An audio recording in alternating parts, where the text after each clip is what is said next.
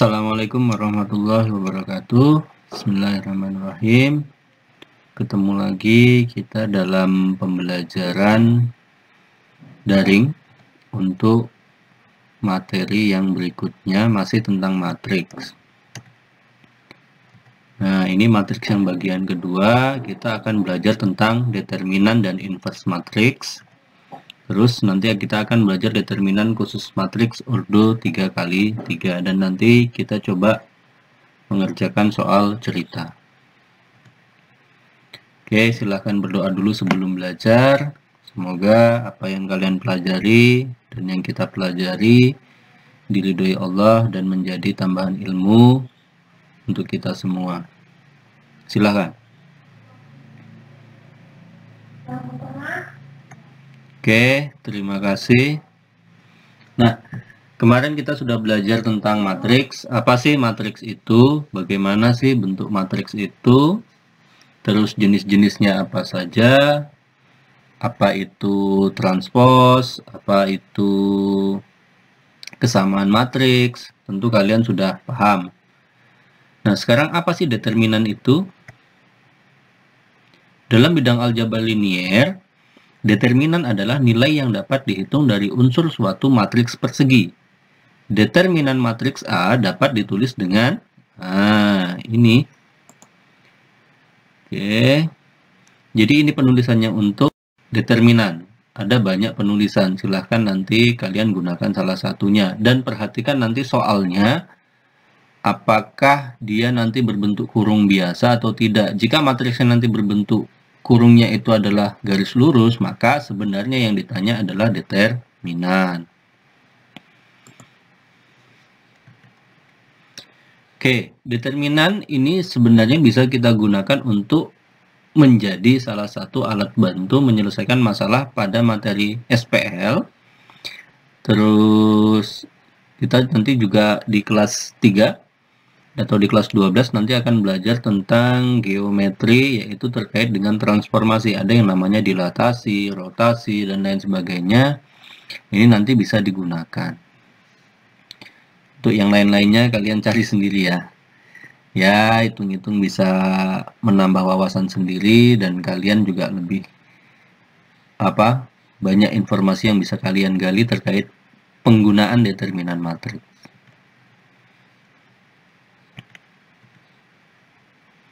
Nah, kita akan mulai dari determinan matriks ordo 2x2. Misal, saya punya matriks A, itu adalah AB, CD. Nah, jika matriks ini kita akan mencari determinannya, maka kita hanya tinggal mengalihkan unsur diagonal utama AD selalu dikurang dengan diagonal yang lainnya, yaitu B kali C. Udah selesai. Jadi determinan simpel banget. Hanya ngalihkan diagonal utama dikurang diagonal yang kedua. Selesai. Nah, kalau determinan matriks ordo 3x3 ini banyak cara yang digunakan. Bisa menggunakan minor cofaktor. Nanti yang kita gunakan adalah aturan Sarus saja. Ini menurut saya lebih mudah. Nah, jadi di sini matriksnya sudah berordo 3x3. Caranya adalah kalian ambil dua kolom pertama, letakkan di sebelah kanan matriksnya. Nah, jadi bentuknya seperti ini. Nah, kalau sudah, selalu kita mulai dari diagonal utama. Nah, tuh. Selalu ada 3 elemen. Nah, kalau sudah kita tuliskan dulu. Nah, berarti A kali E kali I, B kali F kali G, C kali D kali H. Seperti tadi selalu dikurang nantinya ya. Nah, setelah itu kita dengan diagonal yang lainnya. Tuh. Nah, ingat tadi selalu dikurang.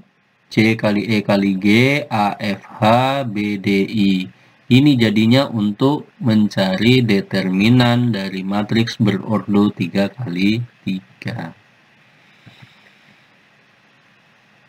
Nanti ketika kalian mencari determinan suatu matriks, jika matriksnya itu menghasilkan determinan 0, maka disebut matriks singular. Nanti matriks singular ini bisa dikatakan matriks yang tidak punya inverse. Jika determinan A-nya tidak sama dengan 0, maka disebut matriks non-singular. Oke, semoga sampai sini untuk determinan saya kira cukup paham karena mudah. Tinggal kalian mencobanya nanti. Oke, kita masuk ke inverse. Jadi nanti inverse kita hanya pelajari untuk yang ordo 2x2.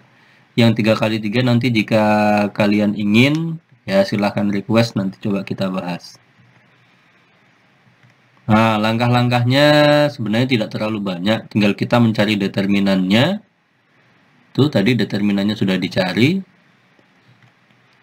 Langkah yang kedua mencari adjoint. Apa sih adjoint itu? Adjoint adalah kita memindahkan atau menukar posisi elemen diagonal utama yang tadinya di sini A dan D, sekarang menjadi D dan A.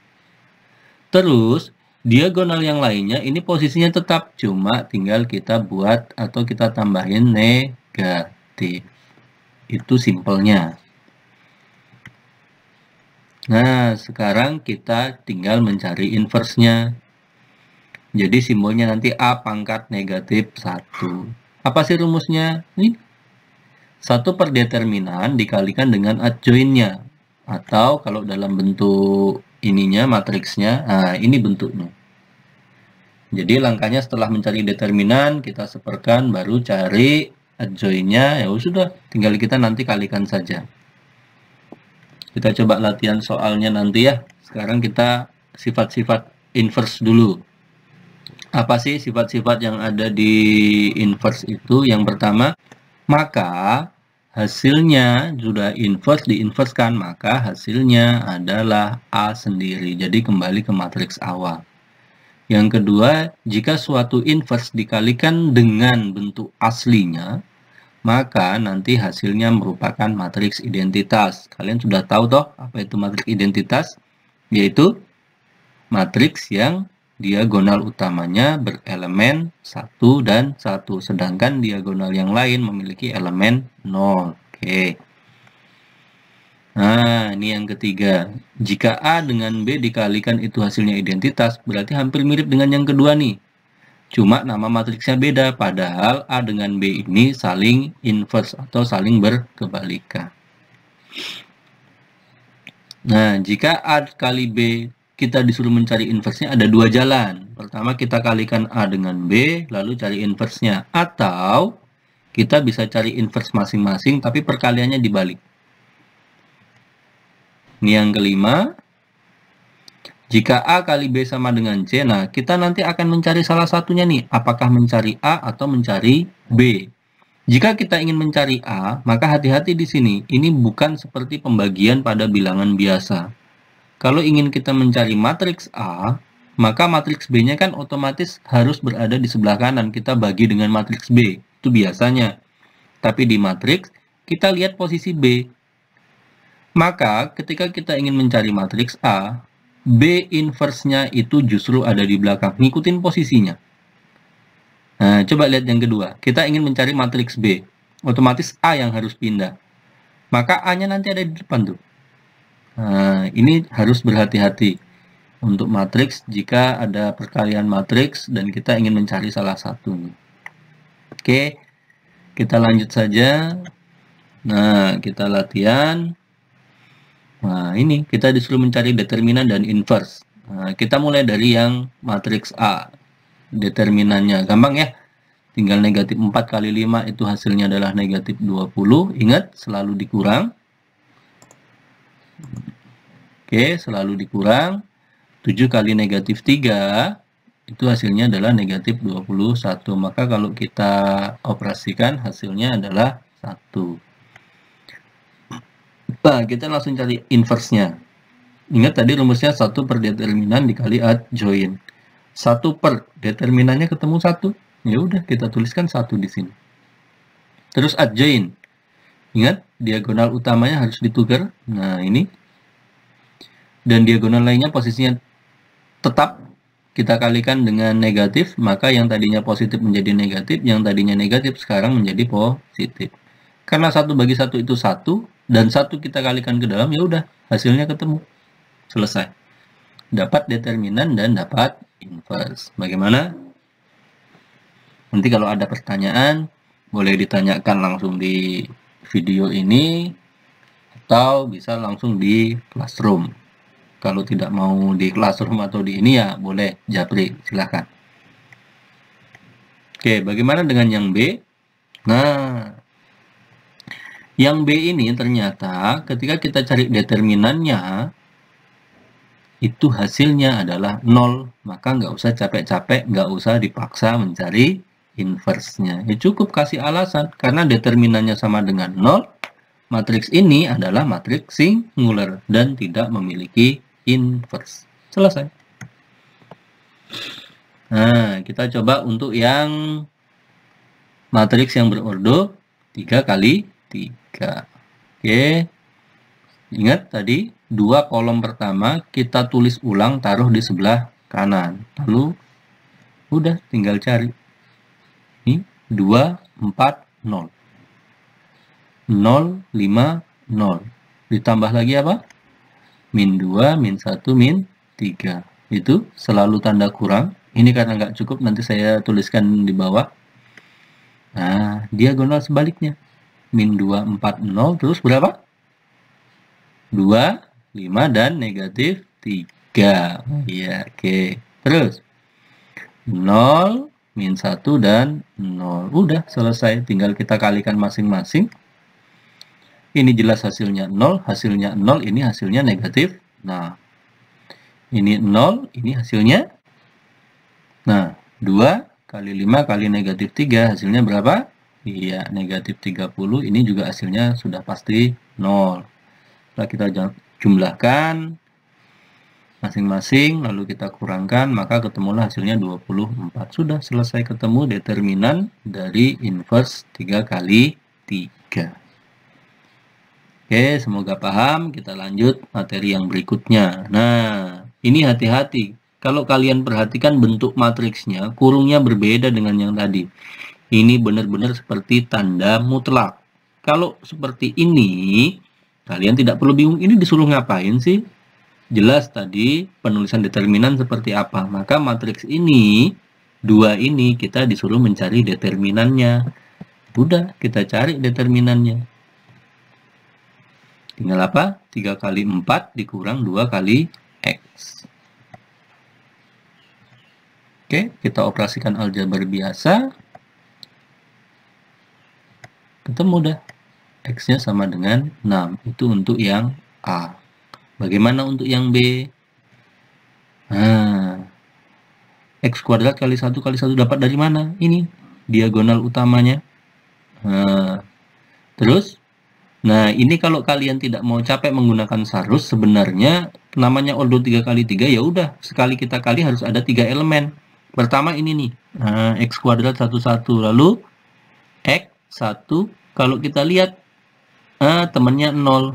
Karena kalau kita buat garis-garis diagonal, itu 0 yang sendiri. Maka ini sudah berdua dengan ini. Terus, 2. Ini sendiri, berarti kalau kita tarik diagonal lagi, 0, 0. Makanya di sini muncul 2 kali 0 kali 0. Begitu sebaliknya nanti, 2 kali 1 kali 0. Terus, X 0, 1. Terus ada X kuadrat 0, 1. Silahkan saja, posisi terbalik nggak ada masalah. X kuadrat 1, 0. Sama dengan, jangan lupa, ini sudah determinan dan ada sama dengannya, X tambah 2. Tuh, harus ditulis. Udah, tinggal kita kalikan saja. Ini hasilnya X kuadrat. Ini hasilnya 0. Ini hasilnya 0. Dan ini, yang sebelah sini, suku yang berikutnya hasilnya 0 semua. Enak tuh? Nah, itu sudah 0. Lalu kita kumpulkan di salah satu ruas. Kita ke ruas kiri saja, sehingga inilah bentuknya. Ingat kembali materi persamaan kuadrat, silakan kalian faktorkan, sehingga ketemulah nilai X-nya ada 2, yaitu X sama dengan 2 atau X sama dengan negatif 1. Nah, ini soal yang terakhir. Nah, ini sebenarnya soal sistem persamaan linear dua variabel. Harga 3 kemeja dan 2 kaos adalah 280.000. Sedangkan harga 1 kemeja dan 3 kaos yang sama adalah 210.000 rupiah. Tentukan harga 6 kemeja dan 5 kaos. Bagaimana penyelesaiannya? Kita buat dulu permisalan. Kemeja itu kita misalkan dengan X, terus kaos kita misalkan dengan Y. Kalau sudah, kita ubah dia ke dalam bentuk kalimat matematika. Di sini kita punya 3 kalimat sebenarnya. Harga 3 kemeja dan 2 kaos adalah segini, 280.000 rupiah dan seterusnya. Tinggal kita ganti kemeja, kaos ini dengan variabel. Adalah itu tandanya apa dalam matematika? Sama dengan. Ya, jadi 3 buah kalimat matematika. Kalau sudah ketemu yang seperti ini, biasanya yang kita lakukan tinggal lakukan apa? Eliminasi dan substitusi. Kali ini tidak. Kita coba menggunakan inverse. Sebenarnya nanti ada cara yang lain, yaitu menggunakan determinan. Cuma ini angkanya terlalu besar. Jadi kalau menggunakan determinan, angkanya juga nanti makin besar. Tapi sebenarnya nggak ada masalah. Kita coba pakai inverse-nya saja dulu. Kita ubah dua bentuk ini. Persamaan pertama dengan yang kedua ini kita ubah dalam bentuk matriks. Nah, ini bentuknya yang berdua kita ubah dalam bentuk matriks. Ini bentuknya. Jadi kita hanya perlu mengambil apanya? Koefisiennya, lalu variabelnya. Sendirikan. Ini bentuk matriksnya. Ini kalau kita runtut dari sifat-sifat tadi, maka kita anggap saja ini adalah matriks A, yang ini adalah matriks B. Sedangkan yang 280 dan 210.000 itu adalah matriks C. Yang kita mau cari siapa sih? Ini toh XY. Nah, XY itu kan matriks B. Maka bisa dikatakan B itu sama dengan, ingat, posisi A-nya di depan. Maka menjadi apa? A inverse dikali C. Udah, tinggal cari dulu apa? Inverse matriks A. Kalau sudah dapat, tinggal kita cari XY-nya atau matriks B-nya. Inverse-nya, ini tidak perlu kita kalikan ke dalam, karena ini pecahannya tidak bisa dibagi dengan unsur di dalam. Jadi langkahnya, kita kalikan dulu dua matriks ini. Masih ingat toh cara mengalikannya? Nih, baris kali kolom. 3 kali 280.000 ditambah minus 2 dikali 210. Kalau udah selesai, kalau baris berikutnya lagi. Negatif 1 kali 280 nih yang ini. 3 dikali 210. Tinggal kita jumlahkan saja. Ini tadi bentuknya.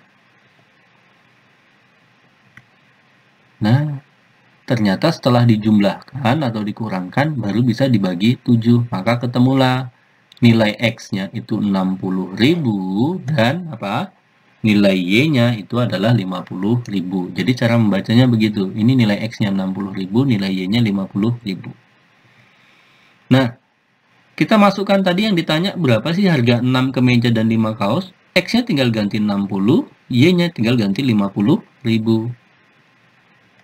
Selesai. Jadi harga 6 kemeja dan 5 kaos adalah 610.000 rupiah. Oke. Itu soal ceritanya, singkat, padat, panjang gitu ya. Tapi kalian harus mencoba. Kalau tidak mencoba, kita tidak tahu sampai mana batas kemampuan kita. Oke? Nah, setelah ini kalian sudah bisa menebak nih kira-kira apa gitu ya. Ini bukan PR, ini untuk latihan kalian di rumah. Dan kenapa harus dikirim? Itu supaya saya tahu, oh ternyata kalian juga belajar di rumah. Tidak hanya sekedar lihat sedikit, terus nonton yang lain, tidak. Karena kondisi seperti ini, ya dinamakan enak juga, saya juga merasa nggak enak, tapi mau gimana lagi, ini untuk kebaikan kita bersama.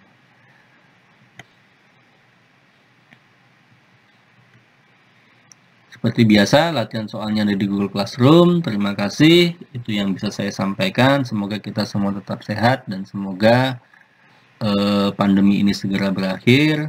Terima kasih. Assalamualaikum warahmatullahi wabarakatuh. Dan jangan lupa berdoa setelah belajar. Semoga apa yang kita pelajari dan apa yang kita usahakan itu diridhoi, dan semoga ilmu kita terus bertambah dan akhlak kita juga mengikut. Artinya semakin tinggi ilmu kita, akhlak kita juga semakin baik. Oke, terima kasih sekali lagi. Mohon maaf jika ada kata-kata yang tidak berkenan. Kalau ada yang salah silahkan nanti dikoreksi. Terima kasih. Assalamualaikum warahmatullahi wabarakatuh.